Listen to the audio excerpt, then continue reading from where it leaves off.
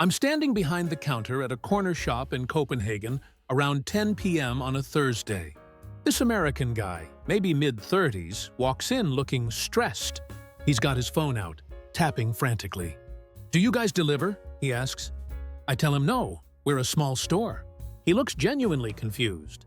"But it's only like 6 blocks to my Airbnb. You could just drop it off?" I explain we don't have delivery drivers.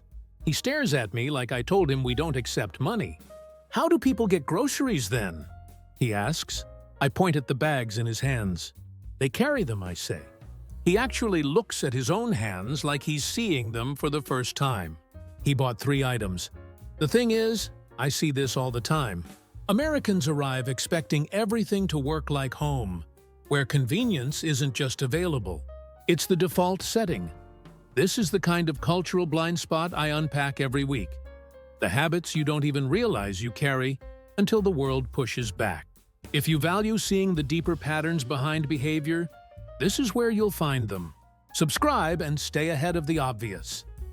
Last month, a woman from Texas called our pharmacy 3 times asking about drive-through pickup. We're in Amsterdam. There's barely room for bikes on our street, let alone cars with windows you can hand medications through. When she finally came in, she seemed annoyed that she had to park 2 blocks away and walk. "This would take 5 minutes back home," she said. I didn't tell her that walking 2 blocks takes about 5 minutes. Then there was the guy at the train station in Prague.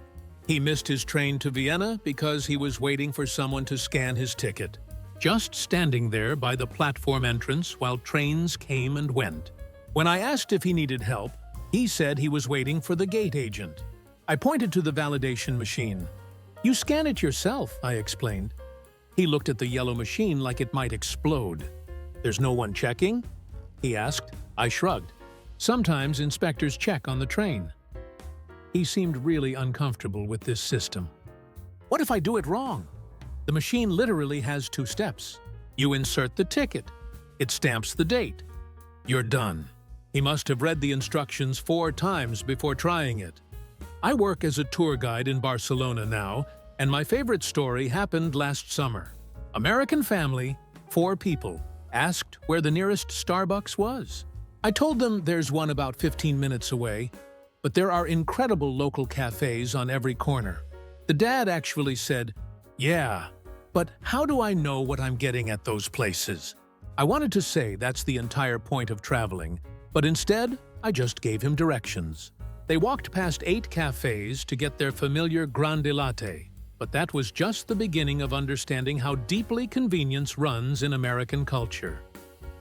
I run the front desk at a hostel in Reykjavik. It's 11 p.m. on a Sunday in February when this American girl, maybe 22, comes downstairs looking panicked. "Is there a grocery store open?" she asks. I tell her everything closed at 6 p.m. She actually gasps. "Everything?" Like I just told her, the city shut down. "What if I need food?" she says. I point to the vending machine and mention the gas station about 10 minutes away that stays open late. "A gas station?" She says it like I suggested eating out of a dumpster. For food? This happens almost weekly. Americans simply don't understand that stores close. Not just retail stores, but grocery stores, pharmacies, everything. Back home, there's always somewhere open. Need eggs at midnight? There's a 24-hour Walmart. Need medicine at 3 a.m.? CVS has you covered. Here in Iceland, you plan ahead, or you go without. The girl ended up walking to the gas station. She came back 30 minutes later with a frozen pizza and a bottle of Coke, and she'd spent about $30.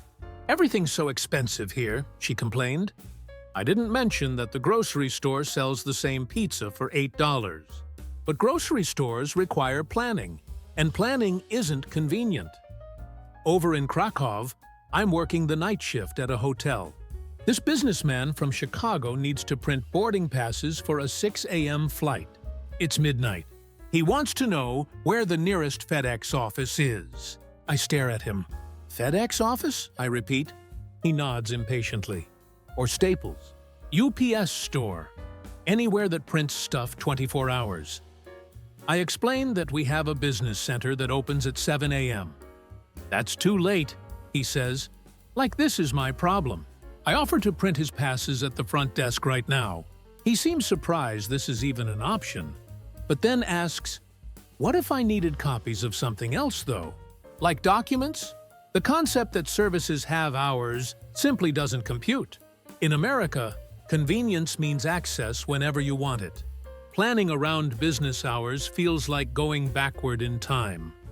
My colleague told me about an American couple who got genuinely angry because they couldn't buy cold medicine at 9 p.m. in Budapest.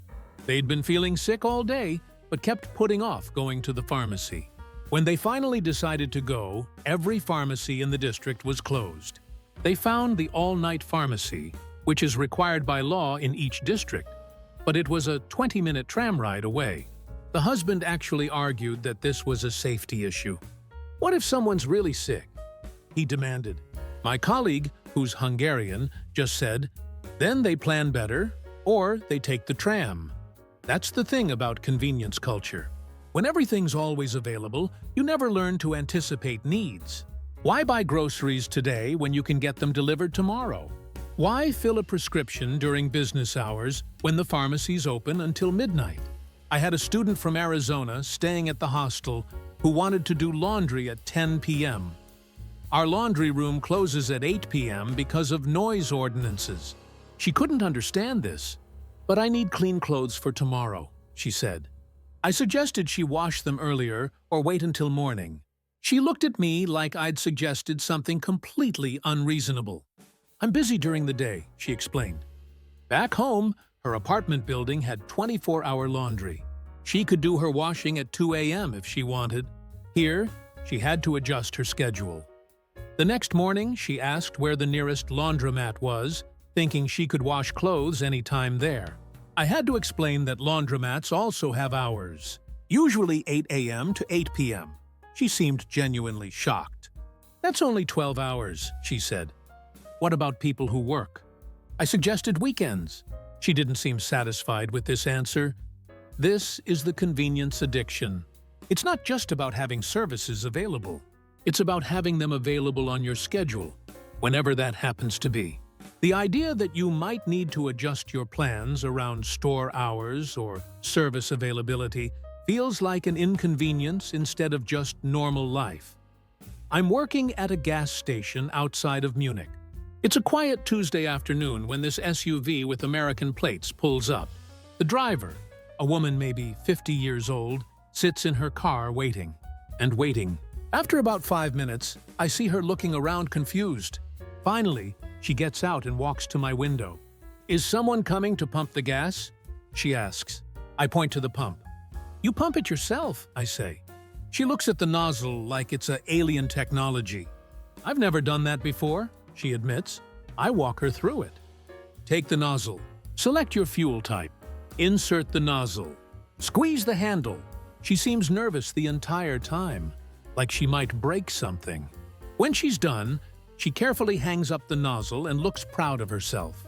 That wasn't so bad, she says. Then she asks, do people really do this themselves in Germany? Every single person, I tell her. She seems to think this is charmingly backwards. What amazes me is that she's probably driven for 30 years, but never pumped her own gas. In Oregon and New Jersey, it's actually illegal to pump your own gas. Attendants do it for you. This creates entire generations who genuinely don't know how. And when they travel, they're stuck waiting for service that isn't coming. My friend works at a shopping center in Wellington, New Zealand. She told me about an American teenager who couldn't figure out the self-checkout. Not because it was complicated, but because he kept waiting for the attendant to scan his items. She finally walked over and asked if he needed help. Yeah, is someone going to ring me up? He asked. She pointed to the screen. You scan them yourself, she explained. He actually laughed. Like as a joke? He thought self-checkout was just for people in a hurry who wanted to help out. The idea that it was the only option didn't cross his mind. She showed him how to scan each item and place it in the bagging area. He struggled with produce because you have to look up the codes. Back home, even self-checkouts have attendants who help with produce codes or age verification. Here, you figure it out. or you wait for the one staffed register that has a line of 20 people. In Stockholm, I watched an American man spend 10 minutes trying to validate his parking ticket. The machine has Swedish instructions, but there are pictures showing exactly what to do. Insert ticket, insert payment card, remove ticket. Simple. But he kept pressing buttons randomly, expecting someone to appear and help him. Finally, he asked another customer, who showed him the steps. "This is so complicated," he muttered. The Swedish customer looked confused. "It's 3 steps," she said. This isn't about intelligence, it's about expectations. In America, convenience often means someone else does it for you. Full service everything. Pump your gas, bag your groceries, carry your bags to your car, scan your items, validate your parking, even open doors automatically. When you have to do these things yourself, it feels like work instead of just normal tasks. I'm a barista in Melbourne. Last week, an American tourist ordered a flat white. Standard order. But then he stood at the counter waiting. I started making his drink, and he kept standing there watching me. "Your drink will be ready at the end of the counter," I said, pointing to the pickup area. He didn't move. "I'll wait here," he said. I had to explain that we call out names when drinks are ready. He reluctantly moved to the pickup area, but he seemed uncomfortable with this system. Later, he complained that service was slow. "Back home, they bring your drink to your table," he said. I wanted to explain that we're a coffee shop, not a restaurant, and we make dozens of drinks per hour. Standing at the register waiting for each individual drink would create massive lines. But he saw having to walk 6 feet to pick up his order as an inconvenience. The self-service gap reveals something important about convenience culture. It's not just about speed or efficiency. It's about not having to do small tasks yourself. Every tiny effort feels like a reduction in service quality. Pumping your own gas, scanning your own groceries, picking up your own coffee. These minor tasks register as inconveniences instead of just normal parts of life. I work at a restaurant in Buenos Aires, in the Palermo neighborhood. This couple from California sits down around 8 p.m. on a Saturday. Normal dinner time here. They look at the menu for maybe 2 minutes before the man waves me over. "We're ready to order," he announces. I take their orders, put them in. About 10 minutes later, the man's looking around impatiently. After 15 minutes, he actually flags me down. "How much longer for our food?" he asks. I tell him maybe 10 more minutes. He looks annoyed. "That's 25 minutes total," he says, like he's reporting a crime. The food comes out after 22 minutes. Fresh, hot, cooked to order. They eat quickly, and before they're even finished, the man's looking for me to bring the check. I bring it immediately. He looks at it and then looks around. "How do we pay?" he asks. I tell him I'll take it whenever he's ready. He holds up his credit card. "We're ready now," he says. I process the payment and return with his card. Total time from sitting down to leaving, 58 minutes. As they're leaving, I hear the woman say, "Service is so slow here." I want to tell her that eating dinner in under an hour is actually considered rushed in Argentina. A normal dinner takes 2 to 3 hours. But in American culture, speed is service. Fast is good, slow is bad. Wait times are failures. My sister works at a post office in rural Finland. An American expat came in to mail a package to the United States. She explained it would take 7 to 10 business days. He seemed frustrated. "Is there anything faster?" he asked. She offered express service, 4 to 6 days. "What about overnight?" he asked. She had to explain that Finland to the United States overnight isn't really possible. He seemed genuinely disappointed. "FedEx does it," he said. She pointed out that even FedEx takes at least 2 days internationally. He ended up paying extra for express shipping, but he clearly felt like he was settling for inferior service. The instant everything expectation shows up everywhere. I'm a museum guide in Rome, and Americans constantly ask about fast-track tickets. Not because the regular line is long, but because any line feels like wasted time. I've had people pay €50 extra to skip a 20-minute wait.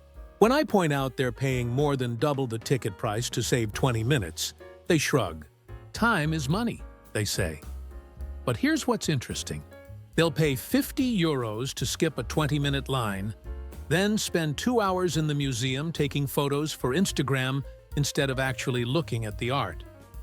Speed isn't really about saving time. It's about feeling like you're not waiting, even if you're not doing anything with the time you save. I had an American tourist in the Uffizi Gallery who kept asking how long each room would take. "How long should I spend in this section?" she asked. I told her as long as she wants. "But roughly?" she pressed. I suggested maybe 30 minutes. She set a timer on her phone. When it buzzed, she literally stopped mid-painting and moved to the next room. She was scheduling her own experience, breaking art appreciation into efficient time blocks. In Seoul, my roommate works for a food delivery app. He told me about an American English teacher who complained that delivery took 30 minutes. In Seoul, one of the fastest delivery cities in the world, the teacher apparently expected 15-minute delivery like he got back home. My roommate tried to explain that 30 minutes is actually fast for the distance, but the teacher left a bad review anyway. "Service has really gone downhill," the review said. "This is the instant everything expectation. Not just fast service, but immediate service. Not just quick responses, but instant ones. Amazon same-day delivery, 2-hour grocery delivery, food arriving before you finish ordering it on your phone. When you're used to instant, fast feels slow. When you're used to immediate, soon feels like forever." I'm a taxi driver in Dubai. I picked up an American businessman from the airport going to a hotel in downtown Dubai. Traffic was heavy, normal for that time of day. After 10 minutes, he's checking his watch. After 20 minutes, he's sighing loudly. "How much longer?" he asks. I tell him maybe 15 more minutes, depending on traffic. He pulls out his phone and opens a map app. "This says we should be there in 12 minutes, he announces. I want to explain that map apps don't know about the accident ahead, or the construction, or the fact that traffic is heavier than usual. But I just nod and keep driving. We arrive in 13 minutes. As he's paying, he says, "You should update your estimates." Like I'm a GPS system that needs recalibrating. The addiction to convenience is really an addiction to instant gratification. Everything should happen now. Food should arrive immediately. Packages should deliver overnight. Responses should be instant. Wait times should be 0. And when reality doesn't match these expectations, it feels like bad service instead of just normal life operating at normal speed. The best story I have happened last month back at the hostel in Reykjavik. This American guy, maybe 25, had been staying with us for 3 days. Typical backpacker type, doing the ring road tour. On his last morning, he came downstairs looking troubled. "I need to talk to someone about the shower," he said seriously. I asked what was wrong. "There's no temperature control," he explained. "Like, I can't adjust how hot the water gets." I was confused. "You can't turn the handle?" I asked. He shook his head.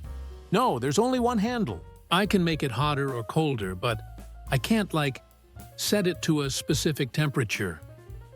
I stared at him. "That is adjusting the temperature," I said slowly. He looked frustrated. "But how do I know what temperature it is?" he asked. I realized what he meant. He wanted a digital display, a thermostat for the shower showing the exact temperature in degrees. He was used to showers where you press a button for 105 degrees Fahrenheit, and the water automatically adjusts. The idea of manually turning a handle and feeling whether the water was too hot or too cold seemed primitive to him. "You just turn it until it feels right," I explained. He seemed unsatisfied with this answer. "But that's not precise," he said. This moment stuck with me. Here's a guy traveling through one of the most remote countries in the world, seeing glaciers and volcanoes and the northern lights, and he's worried that his shower doesn't display the water temperature digitally. That's not just convenience. That's convenience as the baseline expectation for existence.